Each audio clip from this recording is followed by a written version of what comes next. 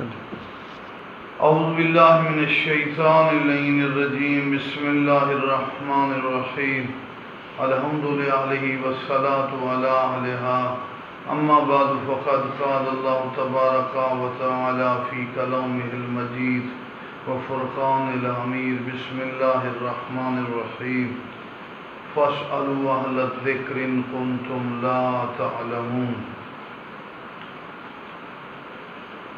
پروردگار عالم نے اپنے کلام میں ارشاد فرمایا، اہل ذکر سے سوال کرو اگر تم جانتے نہیں ہو۔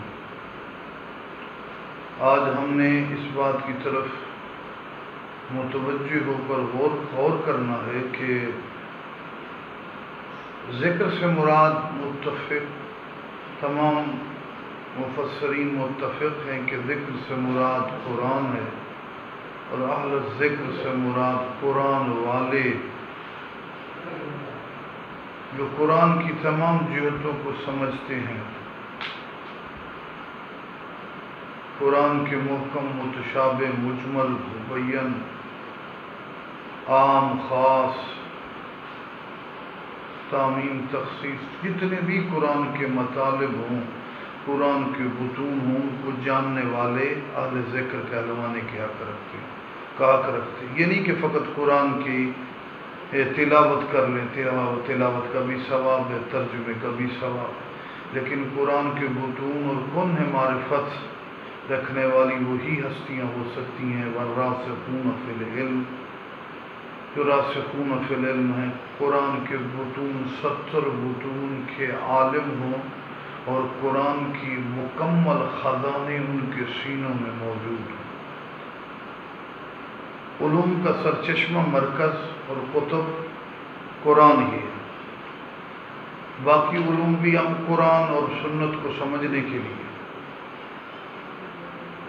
مثلا اگر علم اصول کی کیفیت میں دیکھا جائے تو نحو، صرف، منطق، معنی، بیان، فلسفہ، اصول، کلام، جتنے بھی علوم ہیں یہ مقدمہ ہیں، ذیل مقدمہ قرآن اور سنت۔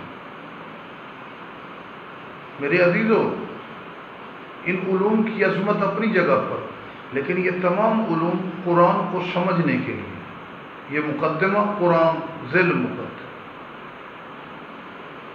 چونکہ ہم اعجمی لوگ ہیں، عربی نہیں جانتے، ہمیں قرآن تک پہنچنے کے لیے ان مقدمات کو یاد کرنا، عبور کرنا، حاصل ضروری ہے۔ مگر ایک بات سوچ لیجئے گا، یہ نہیں کہ فقط مقدمے پر کھڑے رہیں، یہ نہ صرف منطق، معنی، بیان، فلسفہ، اصول، کلام، یہ آغاز ہیں، نقطہ، بنیاد ہیں۔ دوسرے لفظوں میں عام لوگوں کو سمجھ آ جائے، انسان میں چھت پہ جانا ہو تو سیڑھی کے ذریعے سے جاتا ہے، جانا چھت پہ ہے، سیڑھی مقدمہ ہے، چھت ذیل مقدمہ، یعنی یہ آغاز ہے، وہ مقصد ہے۔ علوم کا حاصل کرنا، اور ان علوم کے بعد جب ہم قرآن پہ پہنچتے ہیں تو قرآن کی کچھ آیات محکمات ہیں جن کی مراد ترجمہ واضح ہے۔ ان اللہ علی کل شیء قدیر، اس میں تفسیر کی ضرورت نہیں، اللہ قادر ہے۔ کچھ محکمات ہیں۔ محکمات کیا ہوتی ہیں؟ جن میں کچھ ایسے راز ہوتے ہیں جن کی ظاہری طور پر عبارتاً یا ترجمے کے طور پر مفہوم واضح نہیں ہوتا جب تک کہ اہل قرآن یا ناطق قرآن یا عالم قرآن اس کی وضاحت نہ جب تک کرے۔ یعنی متشابہات میں کچھ راز، خزانے، بطون اور کچھ ایسی وضاحتیں ہوتی ہیں جو قرآن کو جاننے والے حقیقی قرآن کے عالم ہی بیان کرتے ہیں۔ تو پچھلی ترتیب میں نے کہا کہ تمام علوم مقدمہ، قرآن و سنت ذیل مقدمہ۔ اب قرآن مرکز، ہمارے ہاں مسلمانوں میں زوال کی کیفیت یہ ہے کہ ہم قرآن کا ترجمہ تو پڑھتے ہیں، اس کی تلاوت تو کرتے ہیں، لیکن اس پہ غور نہیں کرتے، تدبر نہیں کرتے۔ جب تدبر کریں گے تو راستے کھلیں گے، جب راستے کھلیں گے تو اس کی وضاحت کے لیے ہمیں کچھ عظیم ہستیوں کا، صراط مستقیم ہستیوں کا راستہ ضروری لینا پڑے. جیسے نبی نے مولا علی ناطق کے قرآن بھی ہیں، یا علی انت صراط المستقیم، علی صراط مستقیم. اسی طرح اولاد علی. نتیجہ کیا ہوا؟ تمام علوم پڑھنے ہیں قرآن کے لیے. قرآن کی تفسیر اگر ہم اہل بیت کے راستے سے ہٹائیں وہ تفسیر برائے اور ٹھیک نہیں ہوگی. قرآن کی وہی تفسیر ٹھیک جو عالم قرآن اور محمد و آل محمد بیان کریں. حقیقی تفسیر قرآن کے رازوں، قرآن کے خزانوں کی اور قرآن کے بطون کے عالم یہی ہیں. تو گویا پھر قرآن کو سمجھنے کے لیے بھی اہل بیت کے پاس جانا پڑے گا.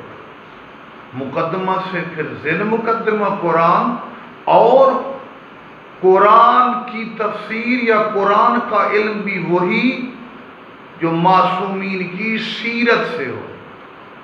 وہ نتیجہ کیا ہوا کہ سب سے بڑا علم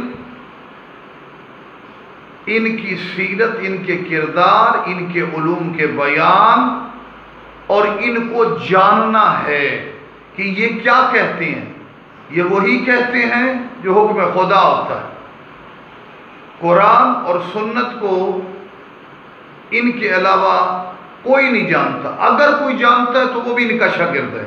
جیسا کہ جناب عبداللہ ابن عباس مسلمانوں کے نزدیک بہت بڑے مفسر قرآن، یہ مولا علی کے شاگرد ہیں. انہوں نے جتنے علوم بھی ہیں مولا علی سے لیے، حتیٰ کہ تفسیر قرآن بھی مولا علی سے سیکھے. تو گویا سب سے بڑی علمی علامت ناف صرف وغیرہ وہ علوم ہو گئے چھوٹے، سب سے بڑی علم کی علامت قرآن، اور قرآن اہل بیت سے پتہ چلے. جیسے میرے مولا باقر علیہ السلام نے قیامت تک ہم پہ احسان کیا. مولا نے جملہ فرمایا کہ اگر لوگ قرآن کو صحیح پڑھتے تو قرآن میں لوگوں کو ہم نظر آتے. یعنی آل محمد نے قرآن کے متعلق بتلایا اور اہل بیت کی سیرت قرآن میں موجود ہے. میں نے جیسے پہلے بھی عرض کیا، محمد و آل محمد نے کا ہی ٹوٹل کام ہے. حتیٰ کہ شام والے علی کو نہ ماننے والے بھی کہتے تھے ذہب الفقہ والعلم بموت ابن ابی طالب. ابو طالب کے بیٹے کے جانے سے علم بھی ختم ہو گیا، فقہ بھی ختم. تمام علوم مولا علی نے کو. مولا امیر علیہ السلام وہ عظیم ہستی تھے کہ جن سے فقہ، شریعت اور علوم کے لیے صحابہ کرام علی کے دروازے پہ آ کر علی کے شاگرد بن کے علی سے پوچھتے، اور علی تمام صحابہ کرام کے پاس جتنا علم تھا نبی کے بعد وہ مولا علی نے دیا. جیسا کہ حضرت عمر اور دوسرے صحابہ نے کہا کہ ہم اپنی ہر علمی مشکل کے لیے علی کے دروازے پر جاتے ہیں. اسی طرح اولاد علی بھی مولا علی کی طرح علم پھیلاتی رہی. اور علوم کے لحاظ سے جعفر صادق علیہ السلام، مولا رضا علیہ السلام نے مرگ میں جو مناظرے کیے یا قرآن کے متعلق یا علم کلام میں، تو یہ فقط ٹوٹل کریڈٹ آل رسول کے پاس ہے کہ دین کے محافظ بھی وہی ہیں اور علوم جو ہیں وہ انہی سے جاری ہوئے ہیں. اور جس کے پاس جو کچھ پھر علم ہے تو وہ انہی کا دیا ہوا، انہی کی شاگردی، ان کے پاس بیٹھنے سے یا ان کی روایات سننے سے جو کچھ ہوا. ٹوٹل سرچشمہ آل محمد. بڑا علم، بڑے علوم کی علامت عربی گرامر، ناف صرف یہ اصطلاحات نہیں بلکہ بڑے علوم شعارات سے پتہ چلتا ہے. شعارات مذہب کیا ہے؟ مذہب کی بنیادی چیزوں کی قدر اور معرفت، جن کی معرفت لازم ہو، واجب ہو، ان کا قرب، انہی کے قرب سے علوم حاصل ہوتے ہیں. میرے مولا موسیٰ بن جعفر کے پاس ایک شخص آیا، لیکن نہ طوطے کی طرح قرآن پڑھ لینا یا تفسیر ترجمہ کر لینا اور ہے، لیکن قرآن کے عین مغز اور بطون اور گہرائی میں جانا یہ محمد و آل محمد کے علاوہ نہیں. میرے مولا موسیٰ بن جعفر کے پاس ایک شخص آیا عظیم مجتہدین نے کتاب کتب میں لکھا، سیرت موسیٰ بن جعفر میں بھی ہے کہ میرے مولا کے پاس آ کے کہا مولا فقہ می خواہ، مجھے علم فقہ چاہیے۔ مولا نے کہا جاؤ جا کے پڑھو فقہائے مدینہ، برو بطرف فقہائے مدینہ، راست بھر گیا واپس آ گیا۔ مولا مجھے فقہ حاصل نہیں ہوئی، اطمینان نہیں ہوا۔ اس کا مطلب ہے عبارات پڑھنا اور ہے، یقین کے ساتھ علوم کی گہرائی میں جانا اور ہے۔ مولا نے کہا، یعنی مولا کا اشارہ تھا کہ پڑھنا بھی بڑا ضروری ہے۔ یہ علوم کی میں نفی نہیں، علوم کی اپنی عظمت ہے، لیکن یہ علوم ایک مقدمہ ہے، جانا معراج اور مقصد اسی وقت حاصل ہوگا جب ناطق قرآن اور علوم کے بادشاہ اور بلند ہستیوں کی طرف جائیں گے۔ مولا نے دوسری طرف بھیجا، یعنی ایک طرف سے مولا تبلیغ بھی کر رہے ہیں کہ پڑھنا بھی ہے، کتاب بھی دیکھنی ہے۔ پھر دوبارہ آیا، اگر فقہ نہ دارم، فقہ اصلی کجاس، میرے مولا فقہ نہیں، مجھے بتائیں، اطمینان نہیں ہو رہا، فقہ اصلی۔ میرے مولا موسیٰ بن جعفر نے فرمایا فقہ اصلی ولایت ماست، اصلی فقہ ہماری ولایت۔ کہتے در این زمان قدوم ولی است، مولا اس زمانے میں کون ولی ہے؟ فرمایا من موسیٰ بن جعفر ولی زمان استم، میں موسیٰ کاظم اس زمانے کا ولی ہوں۔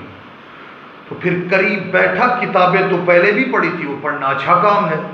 اطمینان اور یقین اس وقت دین پہ ہوا کہ میرے پاس 100% یقینی تفسیر، یقینی علوم جس میں کوئی شک نہیں ہے، وہ علی بیٹے موسیٰ بن جعفر کے پاس بیٹھنے سے اور ان کی ولایت سے حاصل ہوئی۔